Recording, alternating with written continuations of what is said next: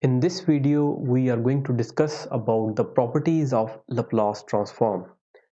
So in the table provided, you can observe that there are 10 properties. So we'll be defining all of these properties. Next, we would be giving the proof of these properties, and we also include some examples to better understand and visualize the region of convergence and the implication of these properties. In the properties of Laplace transform, the first property is the linearity property. The linearity property states that if x of t has a Laplace transform x of s such that the region of convergence ROC is, let's say, R1, and we have another time domain signal y of t. Its Laplace transform is simply y of s, and say this has a region of convergence R2. So from the superposition theorem, that is, we can have alpha x of t, and we can add that with another constant coefficient beta y of t, and if we take the Laplace transform of this composite signal, so we would have alpha x of s plus beta y of s. So ROC for this composition, or the composite signal, is at least the intersection of R1 and R2.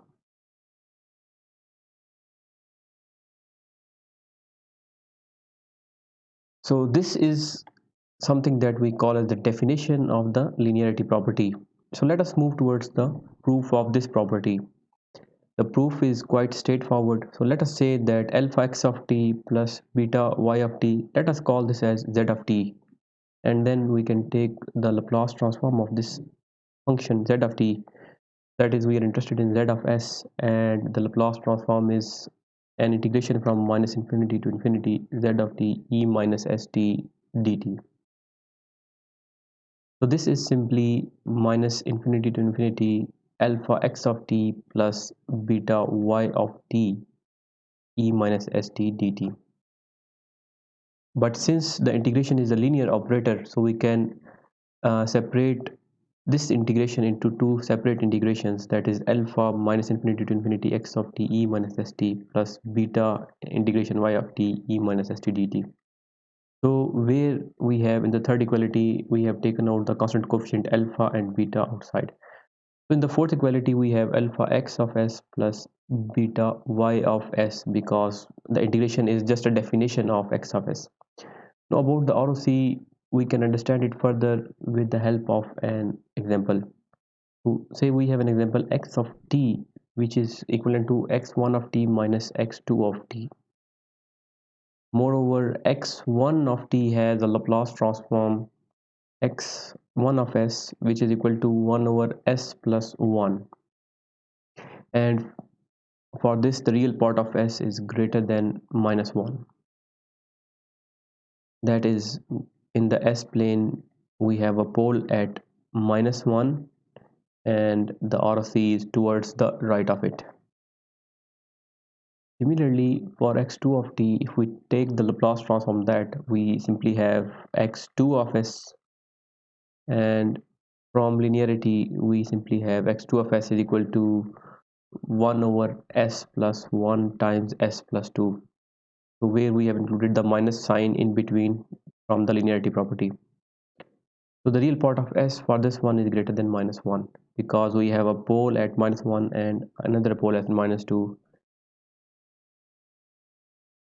So therefore x of t would have a Laplace transform x of s, where we can combine x1 of s and subtract x2 of s from it. So we would have 1 over s plus 1 minus 1 over s plus 1 s plus 2. If we take the LCM, we would have s plus 1 s plus 2, and this would go over there, so we would have s plus 2 minus 1, and simply we would have s plus 1 over s plus 1 times s plus 2. So in this case, s plus 1 and s plus 1, that is the 0 at s plus 1 is cancelling with a pole at also s plus 1. So hence x of s is simply 1 over s plus 2. Now with this pole 0 cancellation, the new ROC has just one pole, that is at minus 2.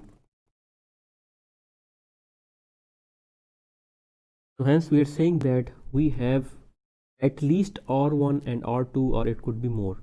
So definitely we have this part, that is minus 1 onward, plus we also have this part, at least R1 and R2. Thus we're saying that we would have at least the intersection of R1 and R2, or it could be more. Now let us move toward the second property, that is the time shifting property. So this is defined as if x of t has a Laplace transform x of s, and the region of convergence ROC is say R, then x of t minus t naught would have a Laplace transform x of s multiplied by e minus s, and then the time constant t naught. So t naught is a constant, it has a constant value. This is the amount of shift that you're going to give to a signal. This is a proper definition or a formal definition of time shifting property. So regarding the ROC remains the same, that is, it is not changed. So let us look into the formal proof of this property. So we can call this signal as y of t, and we can take the Laplace transform of y of t. So we would have y of s, and in this way we can achieve the right hand side of this definition. So we have y of s, which is equivalent to minus infinity to infinity y of t e minus st dt. We can plug in the value of y of t. So we would have x of t minus t naught e minus st dt. So in order to proceed further, we use this argument and change it to a single variable.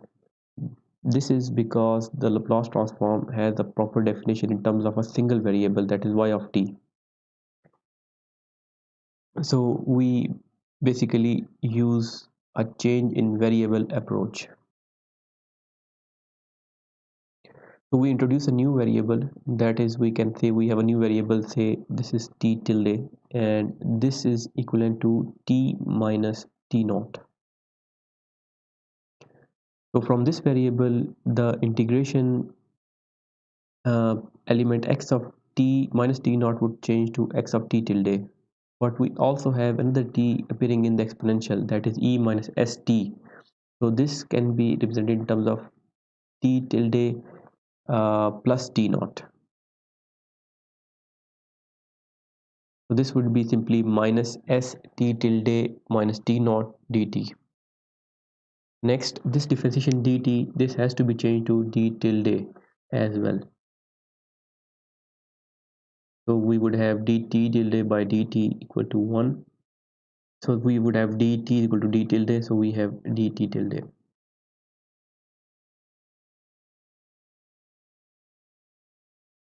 So for the limits, you can observe that t tilde is equal to t minus t naught, where t is either minus infinity or it is infinity. So anything if we add to minus infinity any constant value, so it would remain the same, it is not changed. So we have minus infinity to infinity as the integration limits.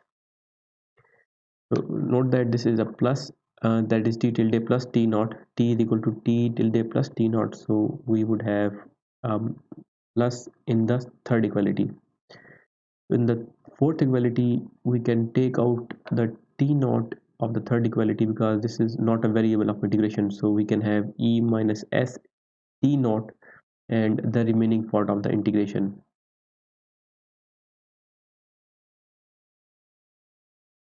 But this part is a standard definition of a Laplace transform, that is xte minus st dt. We can call this as simply x of s, and we would have simply e minus s t naught multiplied to x of s. So this is our formal proof, and from here we have found out the right hand side of this definition. So let us take one example to further explain this property. So say we are having a unit step function u of t, and its Laplace transform is simply 1 over s, and the real part of s is greater than 0. So from this property, if we time shift the unit step function, we say u of t minus 2, that is we are shifting by 2 units. So if we take the Laplace transform, so we would be multiplying e minus st naught, where t naught is equal to 2, so we have minus 2s times the function x of s, that is 1 over s. So ROC would not change because the pole is at the origin, and that would remain the same. In the second property, we were having a shift in the time domain. So in the third property, we would be looking into the shifting in s domain. So by definition, if x of t has a Laplace transform x of s, then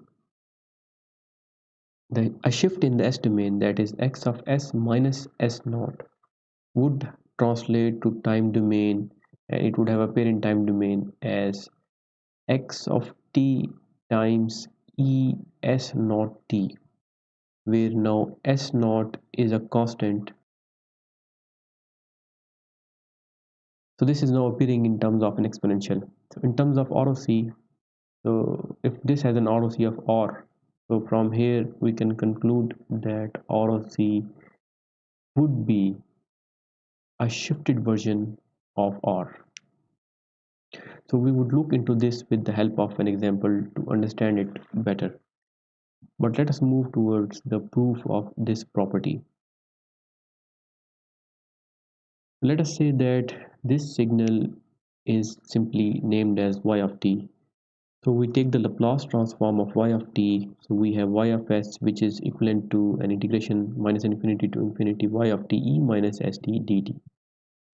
In the second equality, we simply plug in the value of y of t. So we have x of t e s naught t times e minus st dt. So we can combine the exponential terms in the third equality. So we have x of t e minus s naught t dt. We can convert s minus s naught to a single variable by means of a change of variable approach. That is s tilde is equal to s minus s naught. So we would have minus infinity to infinity x of t e s tilde t dt. So this is a standard definition of the Laplace transform.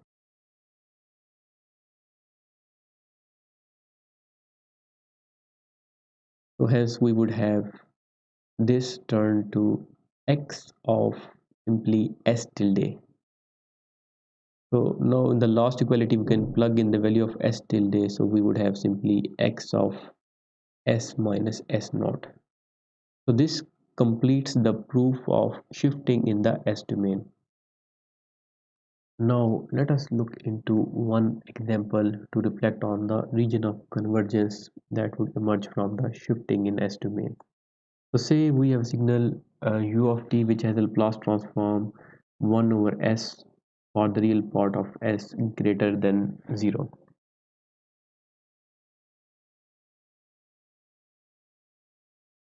So if we apply the third property, that is we shift in the s domain,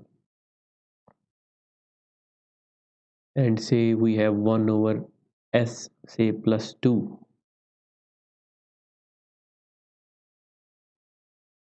So its pair would simply be u of t times e raised to power minus 2t.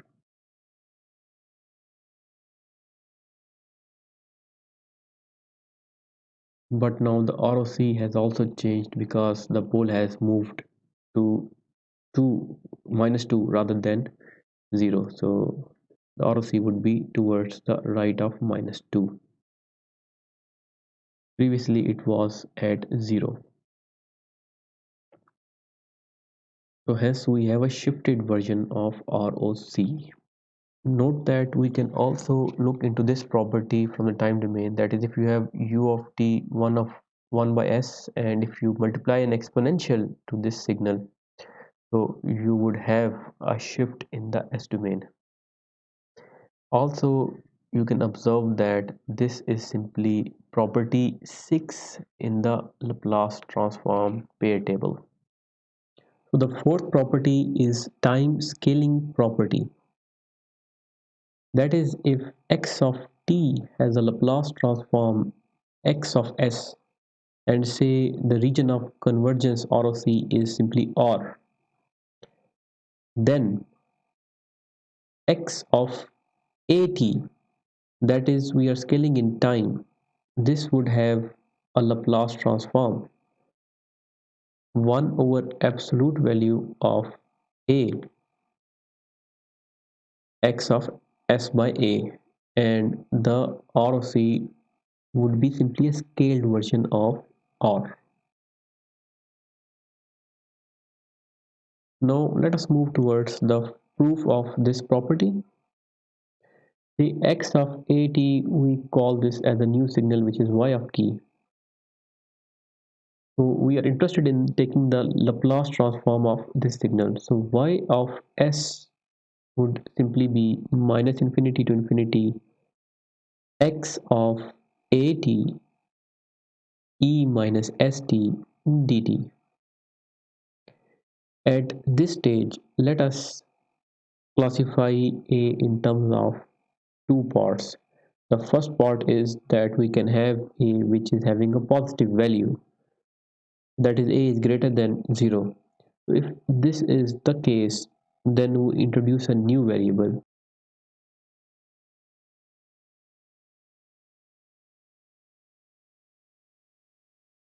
to simplify x of at.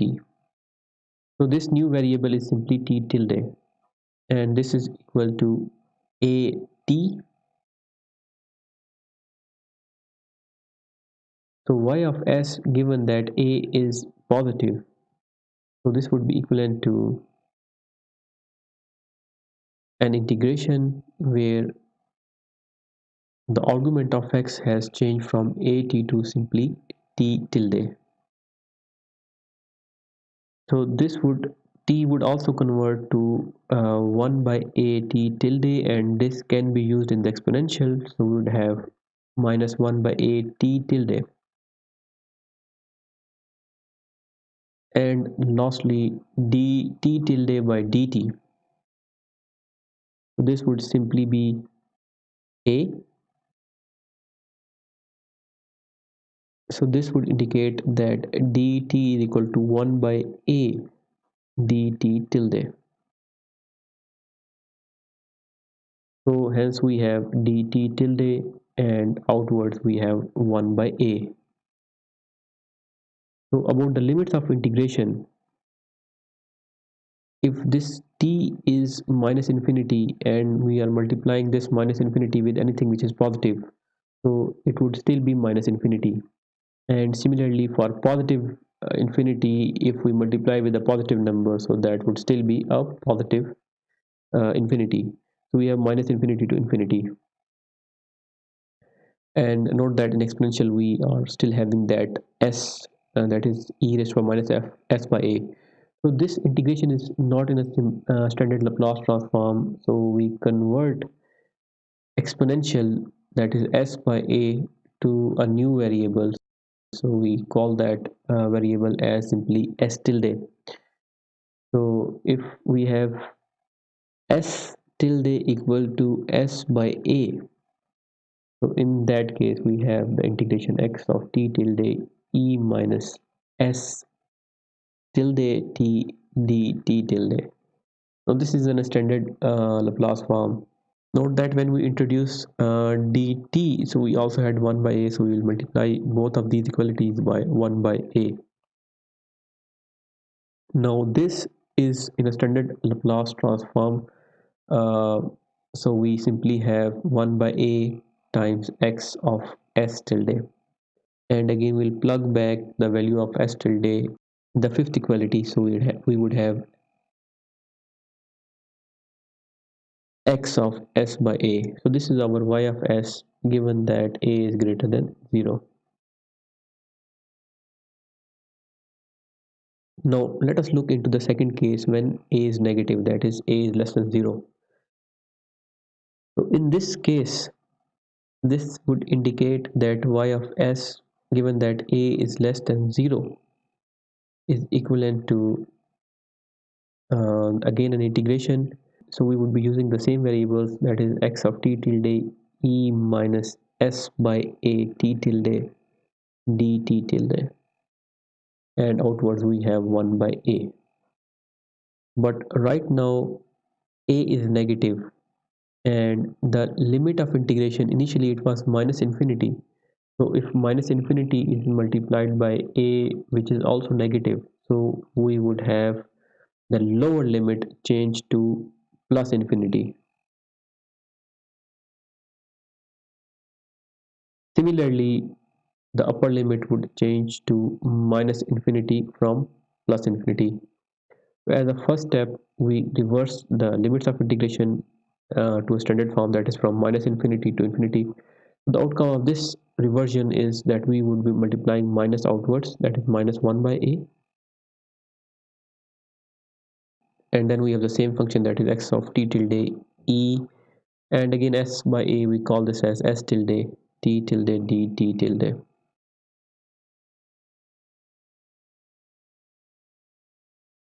And then in the third equality we have minus 1 by a, and the remaining part is a simple definition of Laplace transform. So we have x of s by a. Now for the two functions or the two cases of a, right, that is y of s when a is greater than 0 and less than 0, so we can combine these two cases. So we will have y of s equal to 1 over absolute value of a,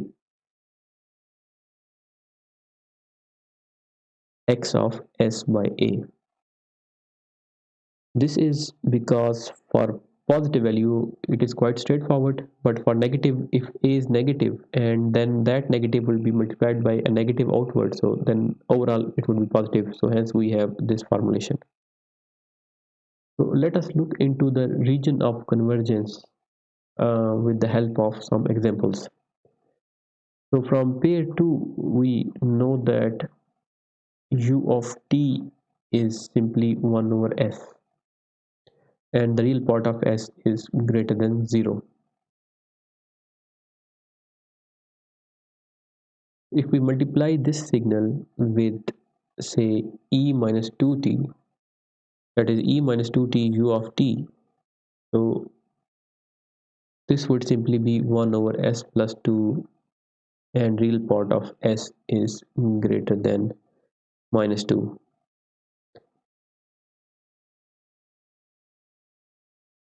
This is from the third property, that is shifting in the s domain.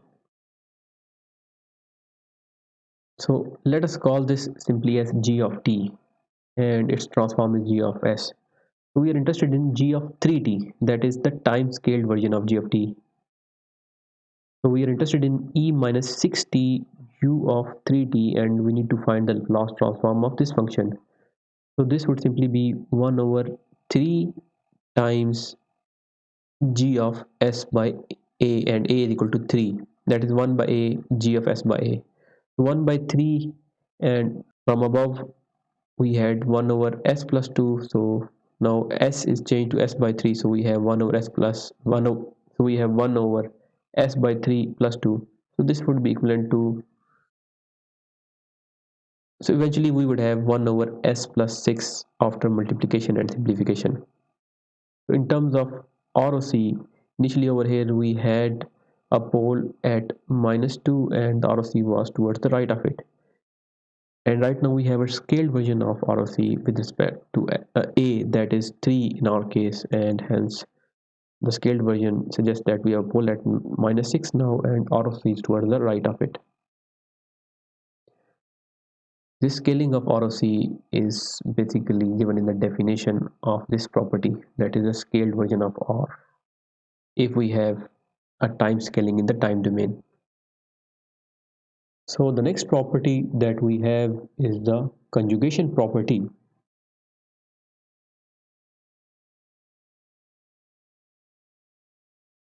It states that if x of t has a Laplace transform x of s for a given ROC, say R, then x conjugate of t would have a Laplace transform x conjugate of s conjugate. The ROC would be unchanged.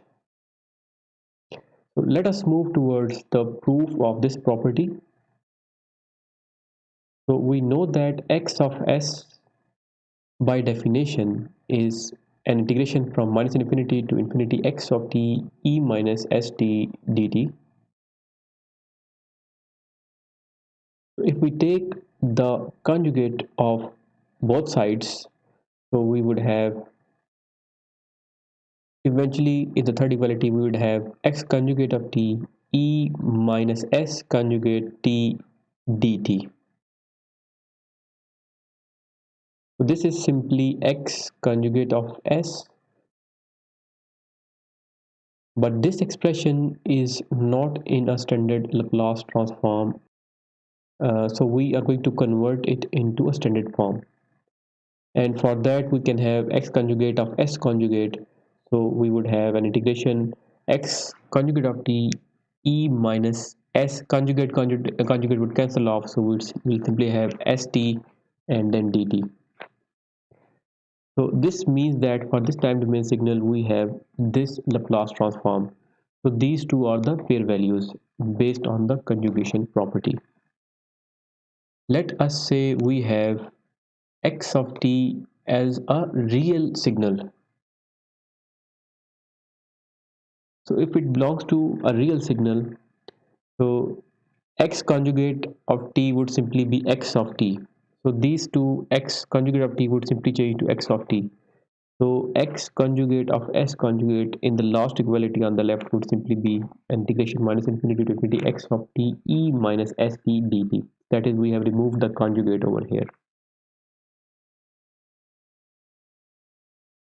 So this whole thing is simply x of s. So we can say that x conjugate of s conjugate is simply equal to x of s.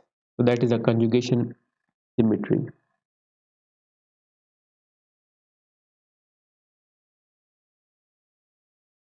That is when x of t is real.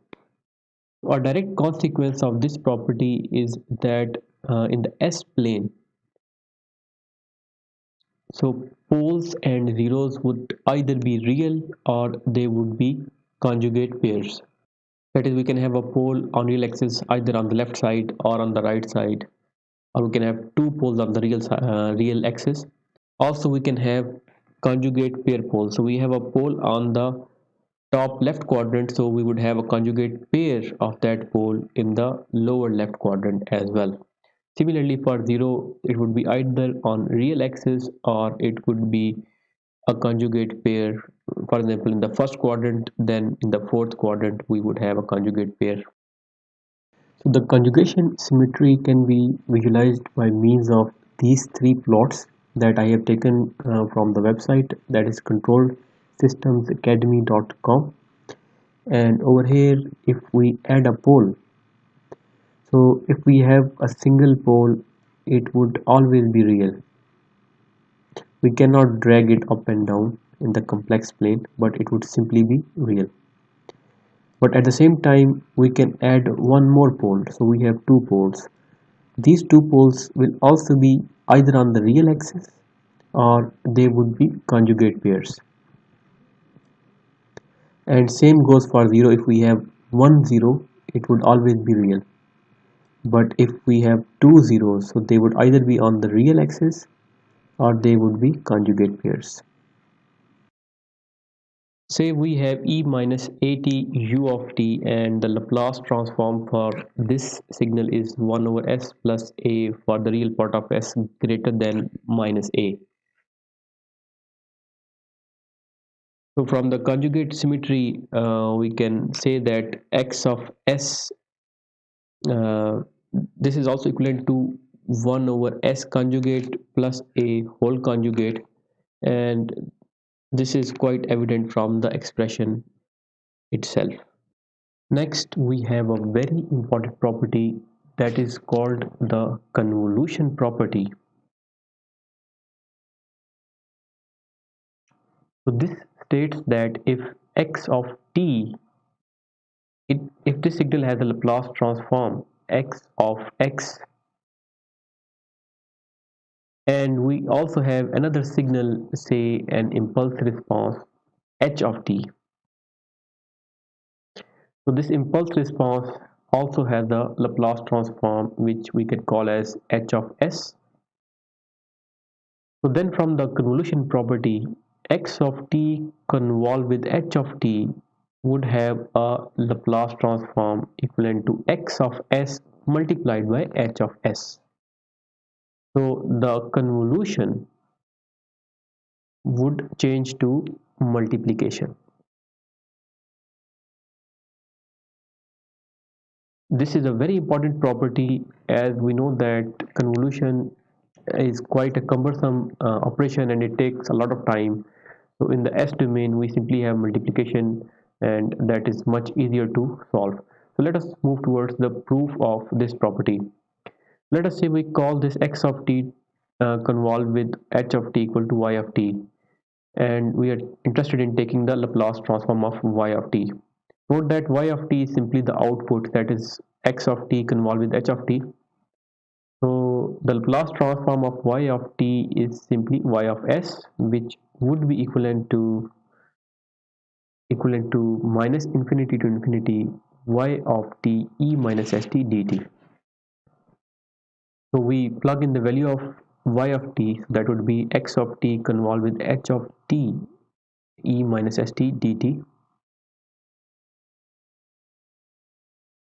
In the third equality, we are going to express this x of t convolved with h of t in terms of its integration form.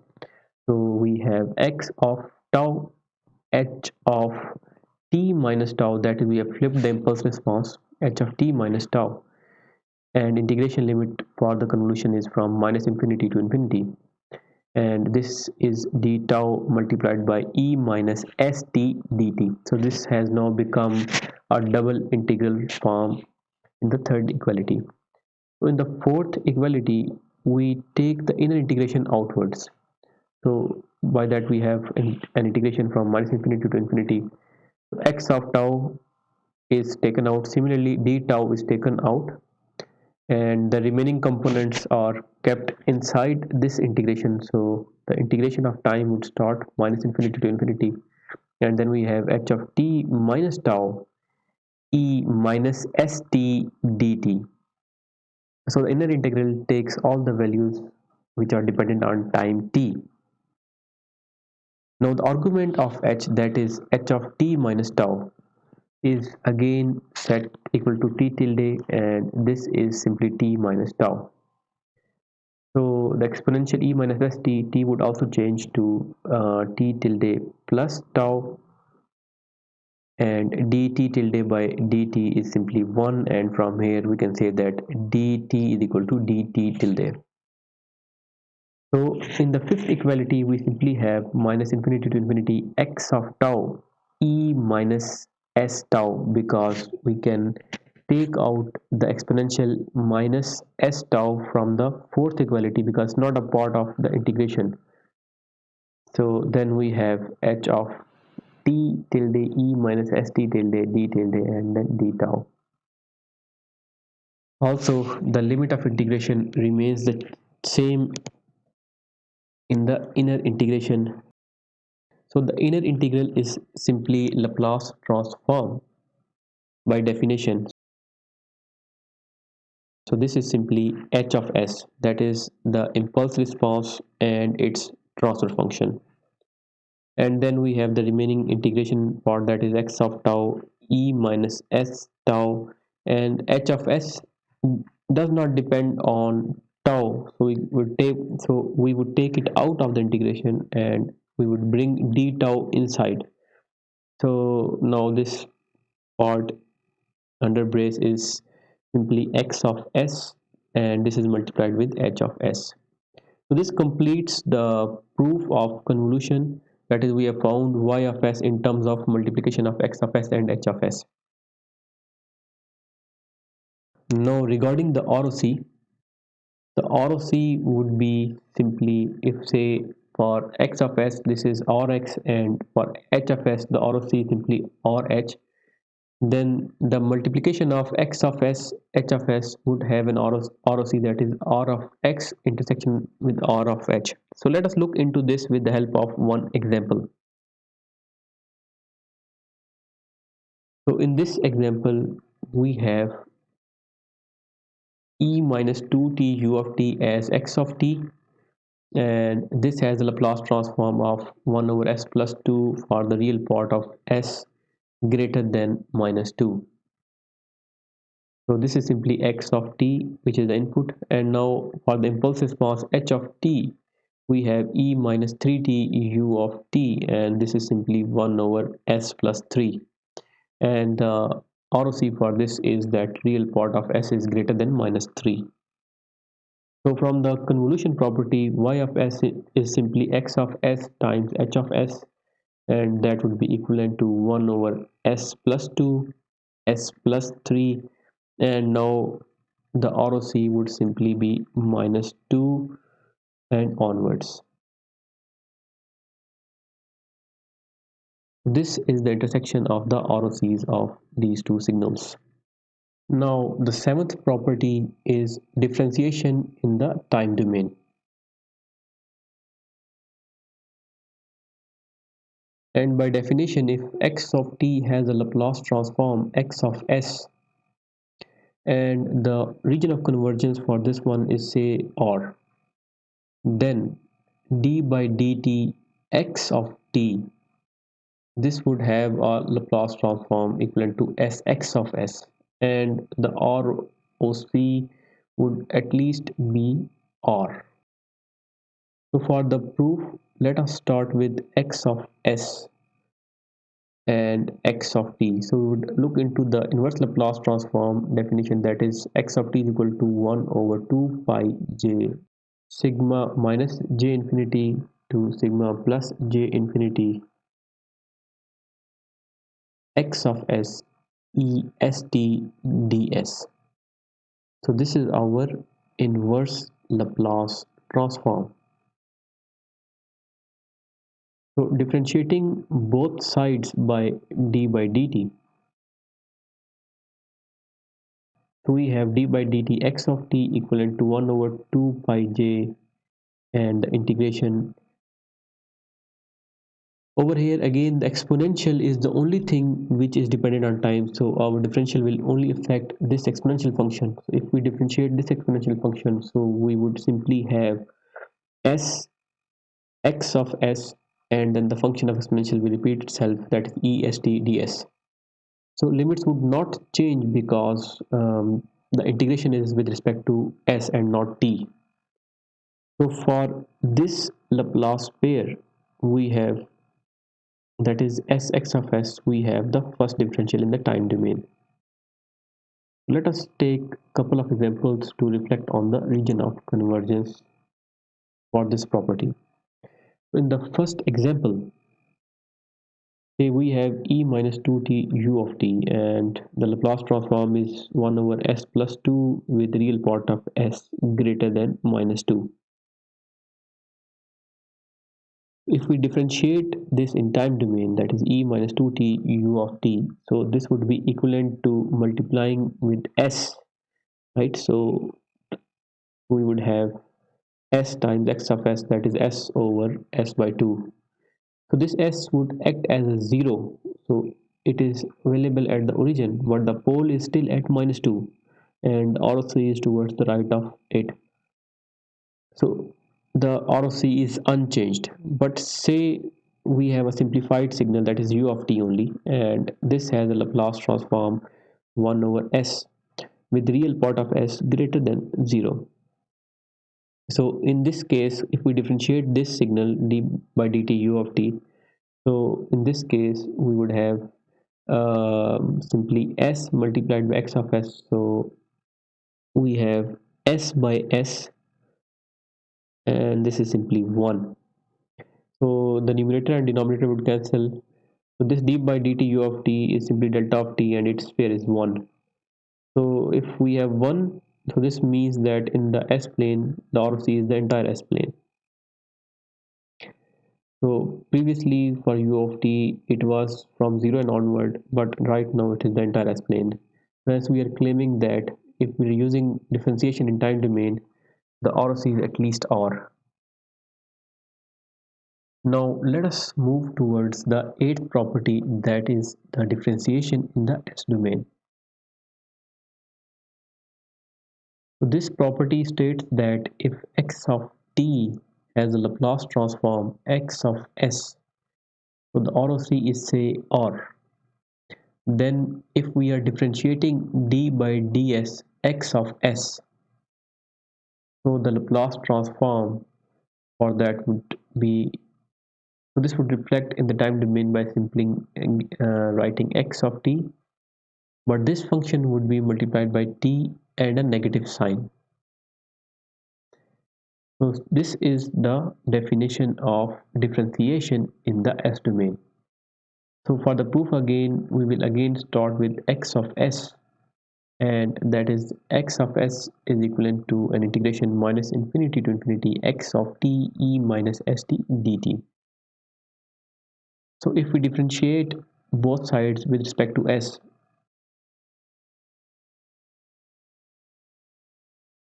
exponential minus st is the only function that is dependent on t. So we would have minus t x of t e minus st dt, and the limits of integration would not affect from this differentiation because the integration is not dependent on s, and hence the differentiation in s is linked with this counterpart time domain signal. And this also concludes the proof of this property. About the region of convergence of this property, it would not be changed, it would be unchanged. So let us reflect on this with help of an example. So say we have a signal x of t which is equal to t e minus a t u of t, and we are asked to find the Laplace transform x of s for this signal. We know that e minus a t u of t has a Laplace transform from pair 6 as 1 over s plus a with real part of s greater than minus a. So in order to include t in this function, we would have to differentiate the Laplace transform, that is x of s. So if we differentiate d by ds 1 over s plus a, so in the time domain we can translate it to multiplication with minus t e minus a t u of t. But then d by ds 1 over s plus a, this would be equal to 1 over s plus a whole square, and then we would also have a minus sign out of this function, that is minus 1, and in the time domain we have minus t e minus a t u of t. So we can cancel off the minus sign, so t e minus a t is equivalent to 1 over s plus a whole square. So this is what was derived in the first place. Also note that we have a double pole at minus a, so the region of convergence is unchanged. So if we again multiply with t, so we would have t square e minus at u of t. So this would mean that d by ds, so we would have 1 over s plus a whole square. So this would be equal to s plus a whole cube, and in the numerator we would have 2. And more generally, for t power n minus 1 e minus at u of t, the Laplace transform of this function would be n minus 1 whole factorial divided by s plus a raised to power n.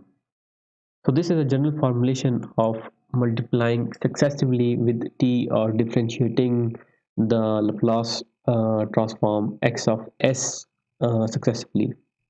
So the ninth property is integration in the time domain.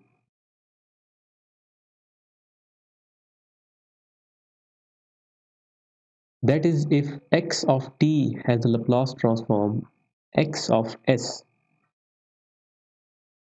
then the integration of this, that is from minus infinity to t x of tau, I have changed the variable from t to tau because t is in the limit of integration. So d tau, this would have a Laplace transform pair equal to 1 over s times x of s. So in integration, the x of s would multiply by 1 over s. So for ROC, if x of t or x of s has an ROC of r, just by inspection we can observe that we have now a pole at origin. So in case if there is no pole zero cancellation, so in this case the ROC would always be towards the right side and not towards the left side. So if previously the ROC was starting at say minus 2, so but right now it would move to 0 and move onward. Similarly, if the ROC was previously starting from s equal to 2 and onwards, so in that case we would have an ROC that would still be starting at 2 and onward. So this means that we have an ROC in which we have a real part of s greater than 0 intersection with r.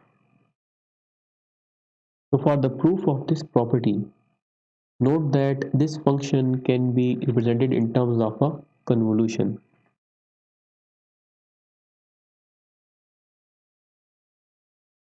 That is, we can have x of t convolve with unit step function u of t. So just an example, say we have a signal x of t which is decaying exponential, and then we have a unit step function u of t. We can flip the unit step function u of t, and this is t minus tau, and the terminal point is t. And this is we are sweeping it from left to right. So in this case, the integration limit with respect to multiplication of the lower and upper signal is from minus infinity to t value. So hence we have x of tau and d tau. So note that the x-axis of all of these signals has been changed to tau. So we have d tau in terms of integration. So this is same as written in the definition. So from the convolution property, if we have convolution in the time domain, we will have multiplication in the s domain. So we have from x of t, x of s, and from u of t, we simply have 1 over s in the s domain. We have 1 over s x of s. So this concludes the proof of this property. In short, if we have x of t equal to delta t, so we know that this has the Laplace transform of 1.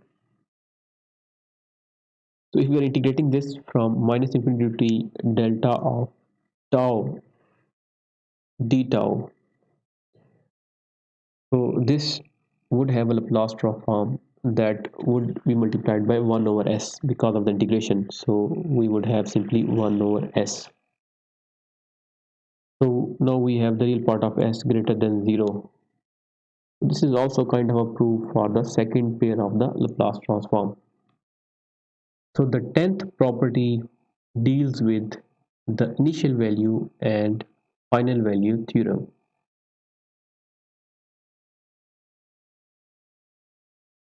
Let us first define the initial value theorem.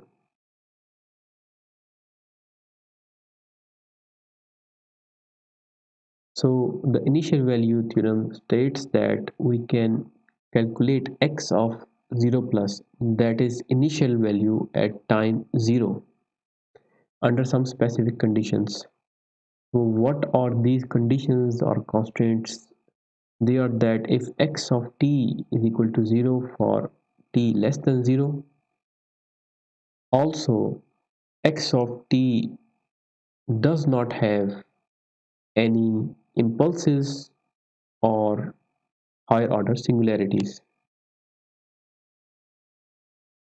So then in those cases, x of 0 plus, that is the initial condition in time domain. So this is simply limit s tends to infinity s x of s. So we have Laplace transform and multiplication with s, and by setting s tends to infinity we will find the initial value. Similarly, for the final value theorem,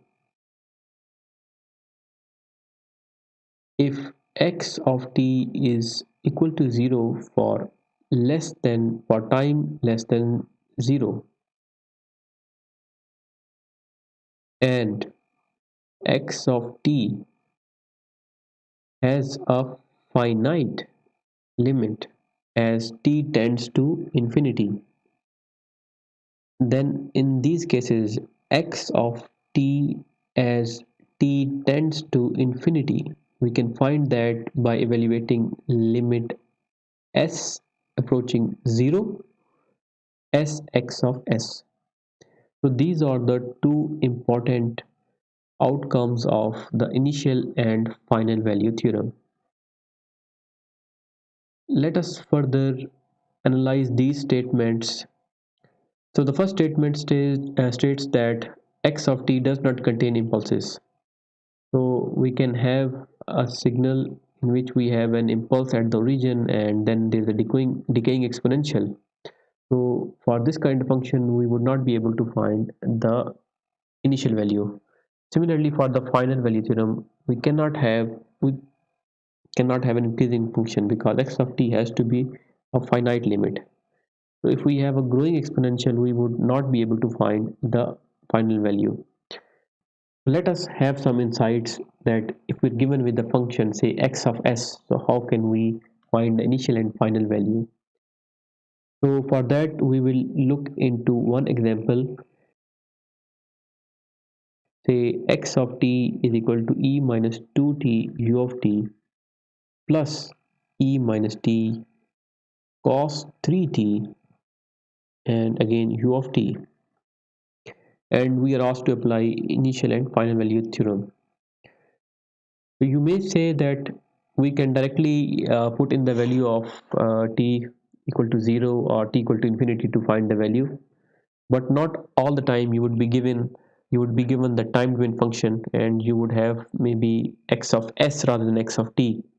But anyways, since the time domain function is there, so let us find the value at time 0 and time infinity. So we will be using these values later on to validate the initial and final value theorem.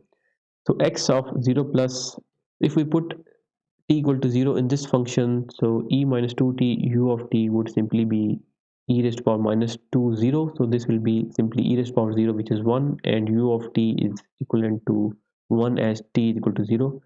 Similarly, for the second part, e minus t, so that would be equivalent to 1. Cos of 3t, cos of 0 is simply 1, and u of 0 is also 1. So this is simply 1 plus 1, simply 1 plus 1, that is equal to 2. Similarly, as time tends to infinity, we know that e minus 2t u of t, this would approach 0 because this is a decaying exponential.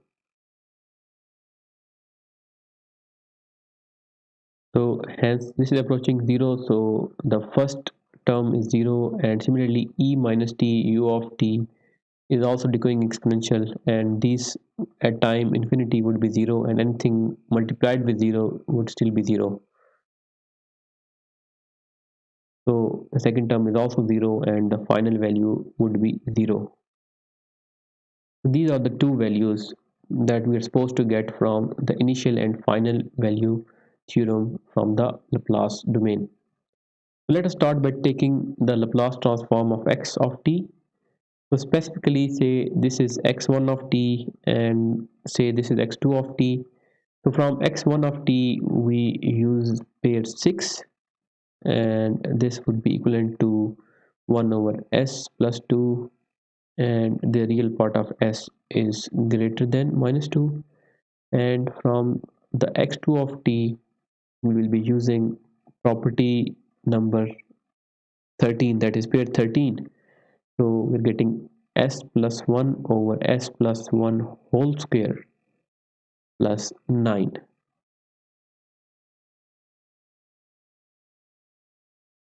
and this is our x of s. So if we take the LCM of these two terms, so we would have simply 2s square plus 5s plus 12 over s plus 2 and s square plus 2s plus 10. So now from the initial value theorem,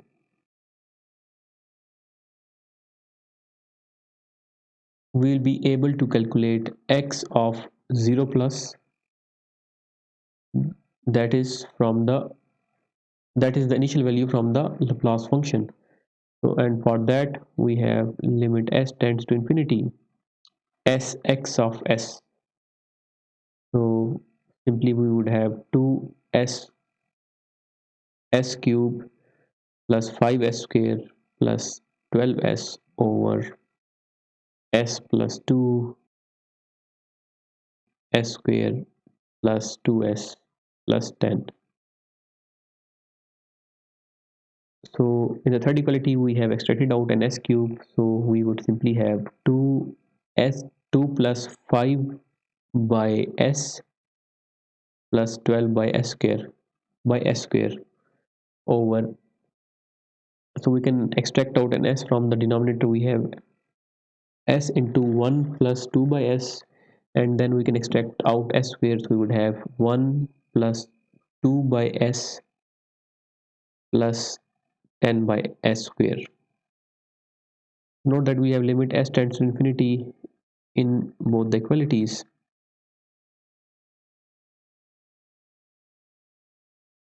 So in the fourth equality we will cancel off the numerator and denominator, the values of s. So we would simply have limit s tends to infinity 2 plus 5 by s plus 12 by s square, 1 plus 2 by s, and 1 plus 2 by s plus 10 by s square. So now if we plug the value of s in this function in this equality, so we would have simply 5 by s would become 0 and 12 by s square would also be 0, and in the denominator we have 1 plus 0 times 1 plus 0 plus 0, so this is simply 2. So this final value theorem agrees with our initial finding in the time domain, that was also 2. Now for the final value theorem, that is limit t tends to infinity x of t. So this is limit s of x as s tends to 0.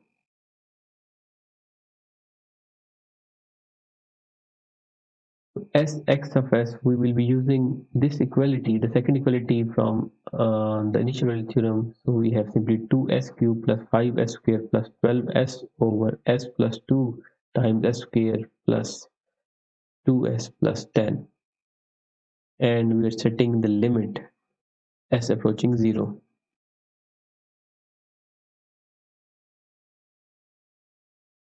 So by plugging in the values of s in the numerator, so simply we would have 0, and in the denominator we had 20, and hence the output would be 0. So final value also agrees with the value that we have obtained in the time domain.